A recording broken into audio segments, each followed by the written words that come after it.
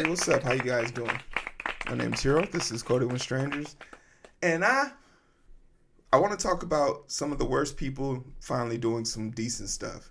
Now, if you're watching this, you've probably seen me hate on Google I/O's Gemini story. I thought it was trash. It was annoying. It was absurd. If you were also probably a fan of me dragging ChatGPT and OpenAI through the mud as dog water performance half-baked technology that is all being used to just steal and take our information. And there was a lot of people, about 30 people in my comment sections, giving me the runaround.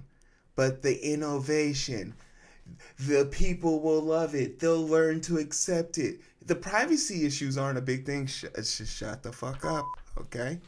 Because I knew you were talking from a place of copium. You've been huffing it, indulging in it. Go out, log off your computer, go touch grass. The real world is just beyond your reach. You don't have to be a sucker. You don't gotta be a sucker. Hey, I like new technology as much as the next person. But when something is inherently wrong, you should have enough of an objective mind to pull your bias out your ass and say, hey, look, maybe we should take a closer look at this. And for all the few people who said, hey, maybe there is some truth to what Hero speaks. Apparently some of our elected officials, when they're not being bribed to the ends of the earth, tend to agree. But there's a very important reason why they agree. Because if they don't agree, it might eventually end up hurting them. Let's find out why. The Senate committee passes 3 bills to safeguard elections from AI months before election. The Senate Rules Committee passed 3 bills that aim to safeguard elections from deception by artificial intelligence with just months to go before Election Day. The bills would still need it to advance in the House and pass a full Senate to become law, creating a time crunch for rules around election-related deepfakes to take effect before polls open across the country in November. The vote happened on the same day the Senate Majority Leader Chuck Schumer and 3 bipartisan colleagues released a roadmap for how Congress should consider regulating AI. The document lays out priorities and principles for the lawmakers to consider, but leaves the crafting of specific bills to the committees.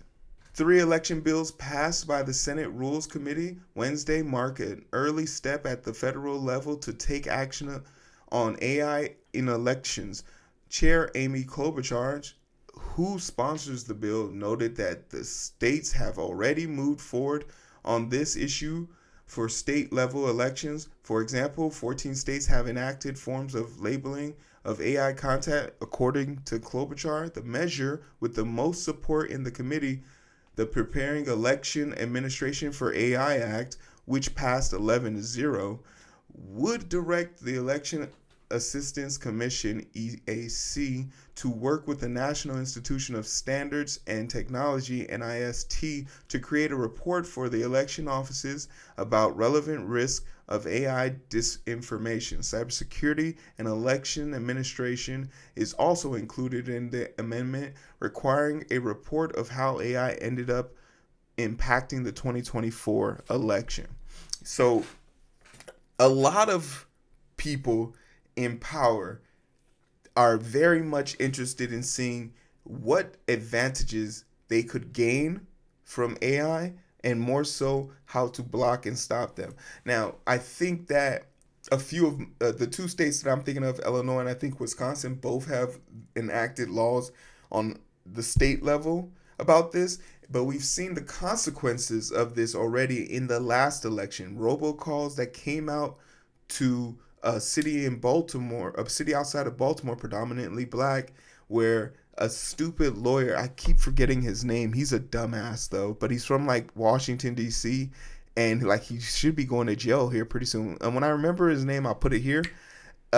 He decided to put together a robocall basically telling people in this community not to vote by mail because you could be held again in contempt in the court of law or something of that nature. And he probably would have gotten away with it if he didn't have the balls to literally put his name as the end of the robocall, saying, if you want more information, reach out to this person. He was actually found and convicted for that. So this isn't a thing that we have to think about how they could do it. They've already been doing it, but more than ever, because voice, like if you think about Joe Biden, Donald Trump, any elected official who's talked in at least for 5 minutes on live air or a recorded form of media, they can be duplicated. And I can make Amy Klobuchar, Donald Trump, Barack Obama. I can make anybody who's ever said anything on the internet say and do whatever I want them to do. Literally, with the power of technology now, I have the ability to control people at my whim. What they're seeking to stop, I hope, is that from being used to give advantages, or more importantly, give disadvantages to misinformed people on the internet. Because for every QAnon individual, for every flat earth individual, for every election denial individual, they have a wealth of reversed do your own research technology out there that is literally deepfakes. The day has come for me twice already where someone who I was having a political argument with went and got their own research, and when I disproved that their research was made in a basically AI, they said all information is just made up. To which I then realized, oh, I'm dealing with a different brand of stupid. You feel me? That's how you know. You're dealing with a different brand of stupid. Dumb people. Protect electrons from Deceptive AI Act and the AI Transparency Election Act passed 9-2 out of the committee. The first would prohibit AI deepfakes of federal candidates in certain circumstances when used to fundraise or influence an election, and is co-sponsored by Senate Senior Josh Holloway, Chris Coons, and Susan Collins. Gross. The second co-sponsored one is by Senate Lisa Murkowski, and enforce disclaimer. It would enforce disclaimers on political ads that have been sustainably created or altered by AI. It would not apply to things with color editing or resizing, for example, while protections from Election Deception AI Act could not regulate satire. Klobuchar noted that the AI Transparency in Elections Act would at least let voters know when satire ads are AI generated. Ranking member Debbie Fisher, who opposed the latter two bills, said they were over-inclusive and they sweep in previously unregulated speech that goes beyond deepfakes. Fisher said that the Protection Election from Deception AI Act would restrict unpaid political speech, adding that there is no precedent for this restriction in 50-year history of the federal campaign finance laws. Okay, so that's a very interesting perspective. That she's basically saying, and this is something that is truly fascinating, because we do know for a fact that Republicans do not always pay for their political action class. It, in fact, is an action pack or a different group who promotes and pays for it and then puts it out, and then the candidate gives their approval.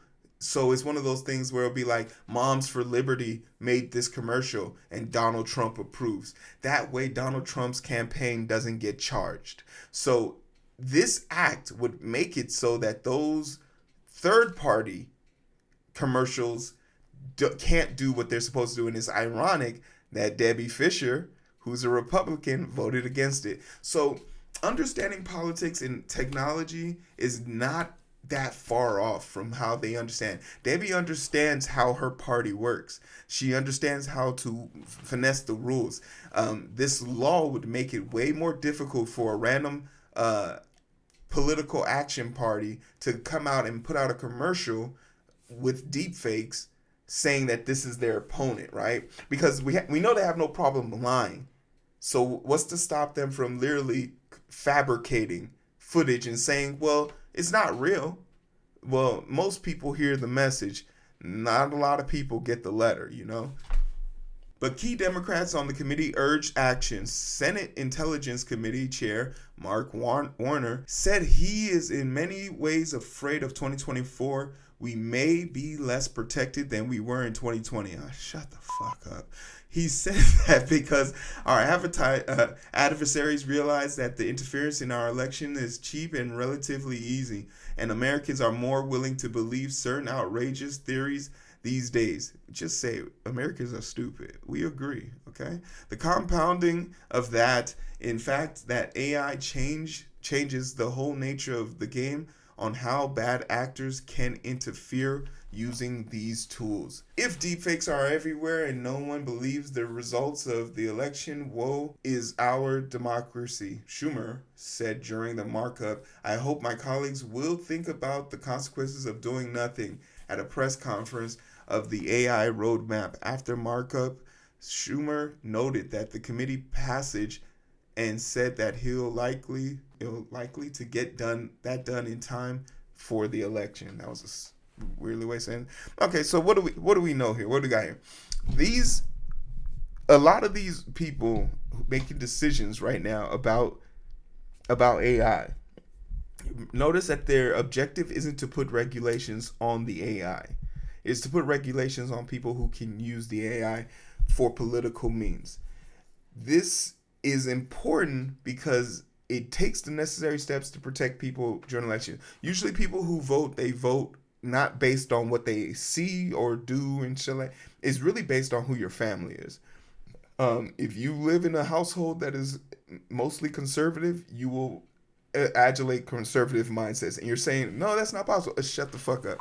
50% of white women, educated white women, voted for Trump in the last election, and that's because they married conservative men, and then they lost their rights, and everyone has their hands up like, what happened? Human nature happened. We are creatures of habits. So just like creatures of habit, we want to protect and do the best we can for ourselves. And in this situation, a bunch of elected officials have started to realize that if they don't put a cap or at least nip this AI thing in the bud, there's going to be a deep fake of one of them doing or saying something that could have political ruins for them. And rather deal with those political ruins, they much rather halt or stop the way that AI can be used in their elections. Politicians are already good enough at saying dumb shit about themselves. They got that shit on tap. They are 100% good at that. They're more concerned about stuff that they didn't say getting out there and getting them into trouble, right? I have to agree with that. I do think that this is one step in the right direction, but it's in the direction of protecting the politicians. There's not enough being done to protect the people. We just found out that OpenAI will let you literally use your camera to look at the world around you and take in all that information and tell you what they see. If you're someone who's being viewed in that line of scope, you're part of an experiment that you didn't give consent to. Google Gemini wants to listen in on your conversations so that it can tell you if the person talking to you is being disingenuous or is a scammer. Who's to decide if when they listen and how long they listen to, right? Is this every conversation? Is this going to be conversations with kids? Our elected officials are more concerned with keeping and maintaining power. This is what that bill would do, instead of maintaining or at least trying to help the people have some protection from these multi-million, billion, trillion-dollar companies. But that's just my thought on it. Don't let me ruin your day. Skynet's gonna come for us all. You just better lay down and take it, okay? Like, share, subscribe. Let me know what you think.